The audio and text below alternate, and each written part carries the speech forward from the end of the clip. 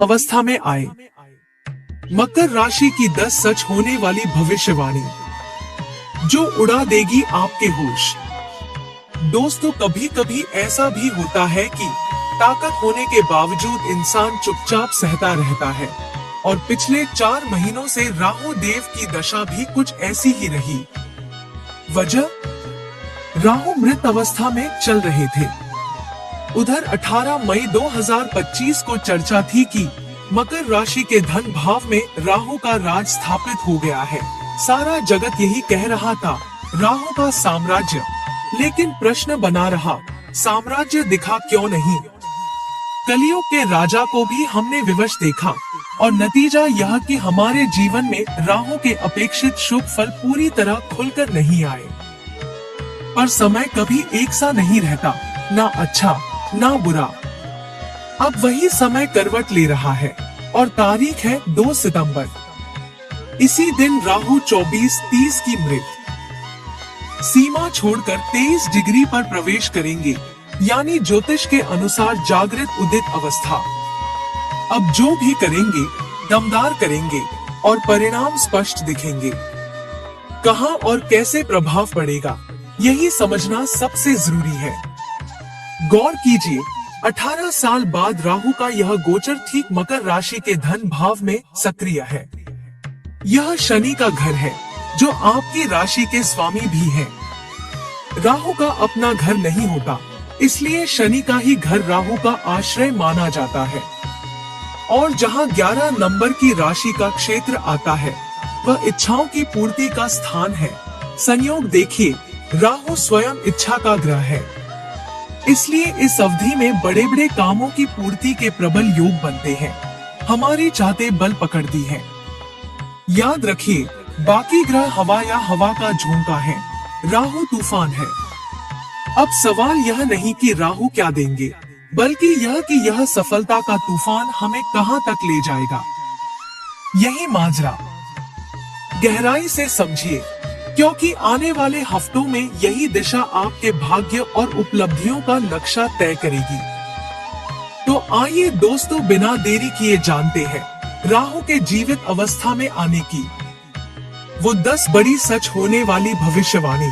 लेकिन वीडियो में आगे बढ़ने से पहले कमेंट बॉक्स में सच्चे दिल से लिखिए जय भोलेनाथ, जय माता पार्वती, और वीडियो को एक लाइक कर वीडियो को हाइप जरूर करें। दोस्तों, चैनल को सब्सक्राइब करना न भूलें। पहली भविष्यवाणी। मकर राशि की पहली बड़ी भविष्यवाणी यह कहती है कि आर्थिक दृष्टिकोण से यह समय आपके लिए सुनहरे अवसर लेकर आया है। दोस्तों, ये कोई 2 से 4 दिन या हफ्तों का असर नहीं है, बल्कि इसका प्रभाव लंबा चलेगा, सीधे 2 दिसंबर 2026 तक। मतलब आने वाले 1.5 साल तक राहु आपके भाग्य को एक नई ऊंचाई तक ले जाने वाला है। यह समय है एक नए भविष्य को रचने का। अब सवाल उठता है, राहु का द्वितीय भाव में होना क्या संकेत देता है? सबसे पहले, यह स्थान धन का घर है। राहु यहाँ आकर आपकी आर्थिक स्थिति को पूरी तरह बदलने की क्षमता रखता है। आपने सुना होगा, राहु करोड़पति बना सकता है, और यही स्थिति अब बन रही है। यह समय आपको एक बड़े लक्ष्य, एक बड़े मुकाम से जोड़ रहा है। अगर आप पैसों की समस्याओं से जूझ रहे हैं, तो राहत की खबर है। राहु न केवल आपको धन दिलाएगा, बल्कि उस धन को सहेज कर रखने की भी शक्ति देगा। अब आप सिर्फ कमा ही नहीं पाएंगे, बल्कि उसे सही जगह सुरक्षित भी कर पाएंगे। कैसे देगा राहु धन? कई रास्ते हैं। विदेश से कमाई, आपके काम में अप्रत्याशित प्रॉफिट, या आपकी नौकरी में अचानक बढ़ी हुई संपन्नता। और चूंकि यह भाव आपके कुटुंब का भी है, इसलिए एक और अच्छी बात, यह राहु आपके पारिवारिक जीवन में अशांति नहीं लाएगा। क्यों? क्योंकि राहु अपने मित्र की राशि में है, और यह उसके लिए सबसे अनुकूल स्थिति है। इसका मतलब यह भी है कि अगर परिवार में कोई कलह या विवाद था, तो वह अब खत्म होगा। परिवार में खुशी का माहौल बनेगा और यहाँ तक कि किसी मांगलिक कार्य का आयोजन भी संभव है। राहु जैसा ग्रह जब शुभ हो तो बड़े आयोजन और बड़े बदलाव साथ लेकर आता है, इसमें कोई दो राय नहीं। तो तैयार हो जाइए, यह समय आपके लिए धन, सम्मान और पारिवारिक सुख का अद्भुत संगम लेकर आया है। राहु का यह सफर आपकी जिंदगी का गेम चेंजर साबित हो सकता है। दूसरी भविष्यवाणी। दोस्तों, दूसरी भविष्यवाणी बहुत ही खास है। अब जरा गौर कीजिए, राहु की सबसे पहली दृष्टि कहाँ पड़ रही है? छठे भाव पर। और यही दृष्टि आपके जीवन के कई रहस्यों को उजागर करने वाली है। छठा भाव क्या है? यह भाव है आपके संघर्षों का, आपके रोगों का, आपके कर्जों का और सबसे बढ़कर आपके शत्रुओं का। राहु यहाँ से आपको क्या संदेश दे रहा है? अगर आप नौकरी में हैं, सर्विस सेक्टर से जुड़े हुए हैं या किसी तरह की जॉब करते हैं तो तैयार रहिए, क्योंकि राहु आपको धन दिलाने की पूरी कोशिश करेगा। जो लोग लंबे समय से प्रमोशन का इंतजार कर रहे थे, उनके लिए भी यह समय उम्मीद लेकर आएगा। लेकिन यही नहीं, अगर आप पर किसी तरह का कर्ज है, कोई लोन लिया हुआ है या किसी वित्तीय दबाव में फंसे हुए हैं, तो यह राहु आपको मुक्ति दिलाने का काम करेगा। क्यों? क्योंकि राहु खुद धन भाव में बैठा है, और जब राहु धन भाव में होता है तो उसकी प्राथमिकता होती है धन का इंतजाम, और इसी धन के इंतजाम से आपको कर्ज के जाल से निकलने का रास्ता मिलेगा। अब सोचिए, यही राहु की दृष्टि छठे भाव पर पड़ रही है। यह केवल कर्ज या रोग तक सीमित नहीं है। अगर आपके जीवन में शत्रु बढ़ गए हैं, लोग आपके खिलाफ षड्यंत्र कर रहे हैं, या फिर कोर्ट कचहरी का कोई मामला उलझा हुआ है, तो राहु का यह प्रभाव आपको बचाने के लिए सामने आएगा।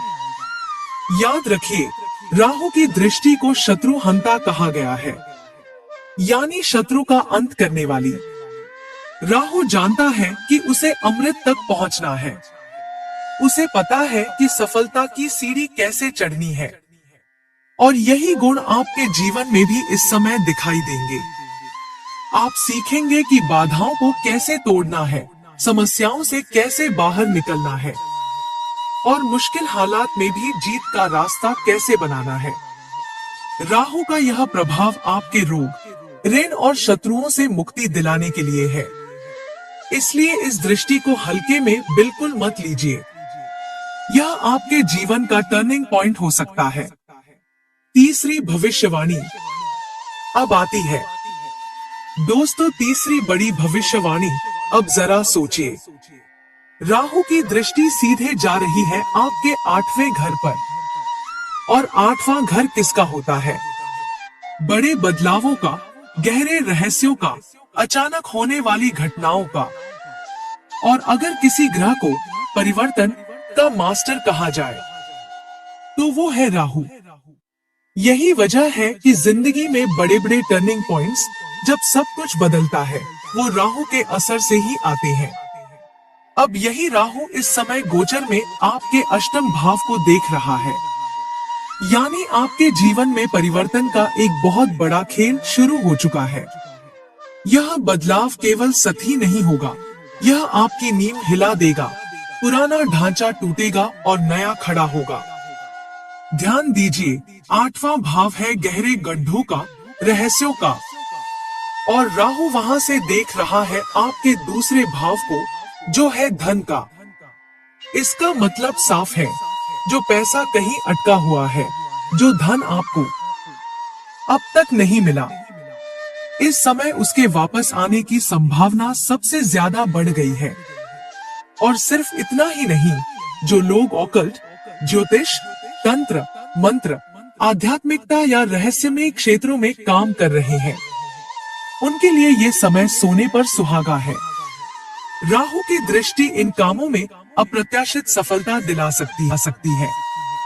अब कोई पूछेगा, भाई ऑकल्ट तो केतु का क्षेत्र है ना? बिल्कुल सही, और यही तो सबसे बड़ा राज है, क्योंकि केतु पहले से ही आपके अष्टम भाव में विराजमान है। मतलब ये समय सिर्फ भौतिक नहीं, बल्कि आध्यात्मिक ऊंचाई भी दे सकता है। राहु और केतु का यह अनोखा कॉम्बिनेशन आपके जीवन की बाधाओं को तोड़कर आपको ईश्वर की ओर ले जाने वाला है। तो तैयार हो जाइए, बदलाव आ रहा है। और ये बदलाव साधारण नहीं होगा, ये आपको पूरी तरह से बदलकर रख देगा। चौथी भविष्यवाणी।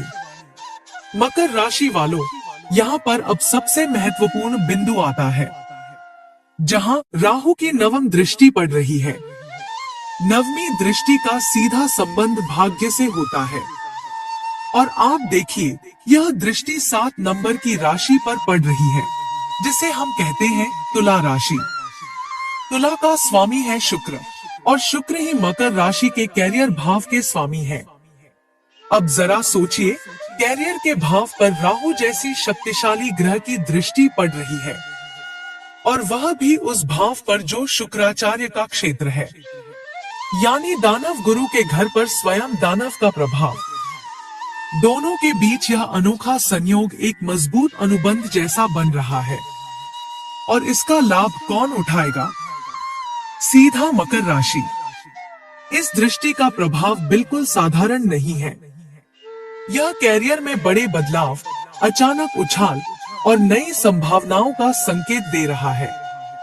जिन लोगों का सपना है कि विदेश जाकर करियर बनाएं, या जो लोग आयात निर्यात, ग्लोबल बिजनेस या इंटरनेशनल प्रोजेक्ट्स से जुड़े हुए हैं, उनके लिए यह समय कुछ बड़ा करने का हो सकता है।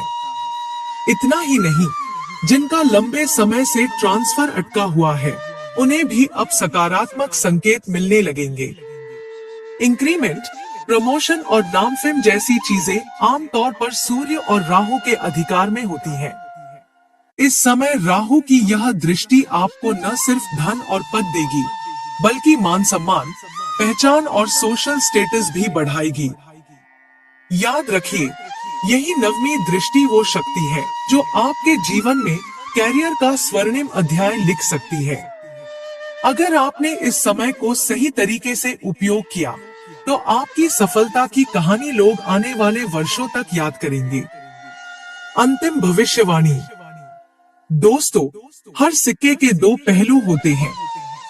पहला पहलू आपने समझ लिया, लेकिन अब जरा उस दूसरे पहलू पर ध्यान दीजिए। राहु का जो सबसे बड़ा उपहार है, वह है भ्रम और भय।